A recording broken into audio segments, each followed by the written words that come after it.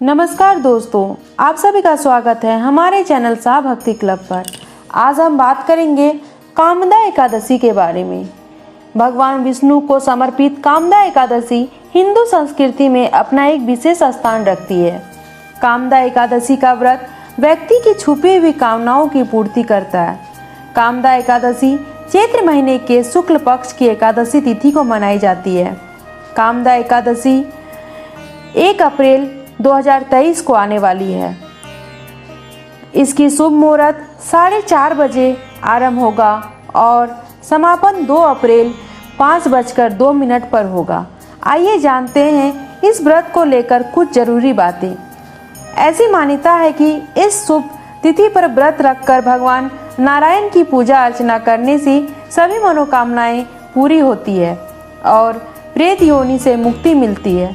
पुराणों में बताया गया है कि जितना पुण्य कन्यादान, स्वर्ण दान और हजारों वर्ष की तपस्या से मिलता है, उससे अधिक पुण्य फल मात्र कामदा एकादशी का व्रत करने से मिलता है। कामदा एकादशी का व्रत विवाह में आने वाली परेशानी को दूर करने वाला माना भी गया है। जिस किसी भी कन्या की शादी में अड़चने आ रही है, वह कन्या कामदा एकादशी के दिन भगवान विष्णु को 2 साबुत हल्दी की गांठें अर्पित करें। भगवान को ध्यान करते हुए हाथ जोड़कर अपने मन में अपनी परेशानी को बोलकर प्रार्थना करें। ऐसा करने से कुमारी कन्याओं के मन चाहे वर की कामना की पूर्ण होती है। क्या है कामदा एकादशी का महत्व? विष्णु पुराण में बताया गया है कि कामदा एकादशी का व्रत करने से उपासक को सभी पापों से मुक्ति मिल जाती है और मोक्ष की प्राप्ति होती है। इस एकादशी को स्वर्ग कार्य सिद्ध और मनोकामना पूरी करने के लिए बेहद उत्तम मानी जाती है। इस दिन भगवान हरि नारायण की विधिवत पूजा करने से प्रेत योनि से मुक्ति मिल जाती है और घर में कलेश और दुख दूर हो जाते हैं। साथ ही जीवन में सुख, शांति और संपन्नता आती है। इस व्रत के प्रभाव से उपासक की सभी बुरी आदतें भी दूर हो जाती है। कामदा एकादशी व्रत कथा। प्राचीन काल में राजा दिलीप ने भी इस एकादशी के व्रत का महात्म्य अपने गुरु वशिष्ठ से सुना था।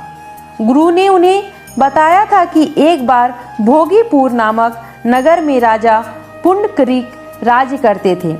उस राज्य में कई अप्सराएं, किन्नर, गंधर्व रहते थे। उसी राज्य में ललिता और ललित नाम के पति पत्नी रहते थे और दोनों के बीच अत्यंत गहरा प्रेम था। एक दिन ललित राज दरबार में गान कर रहे थे।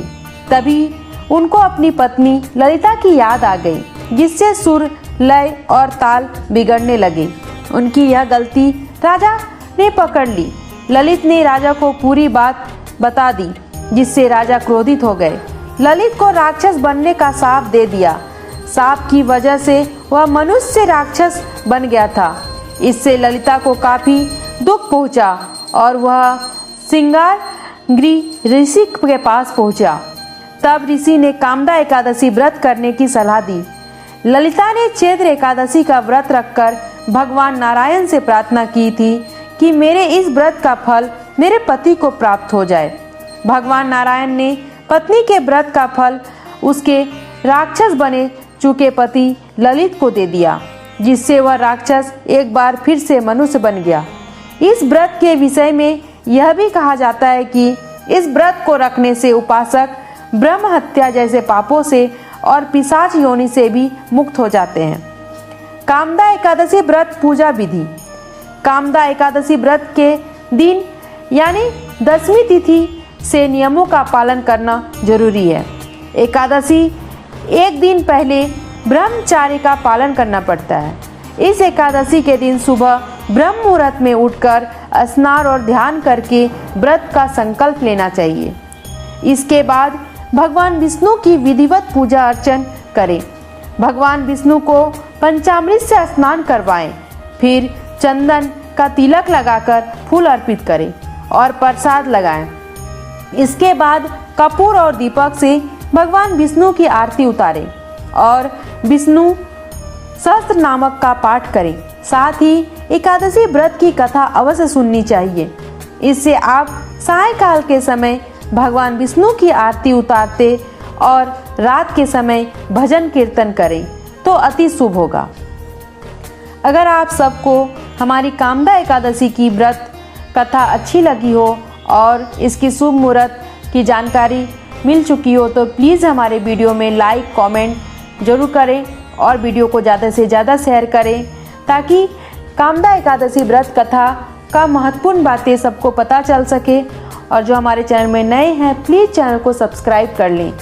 धन्यवाद।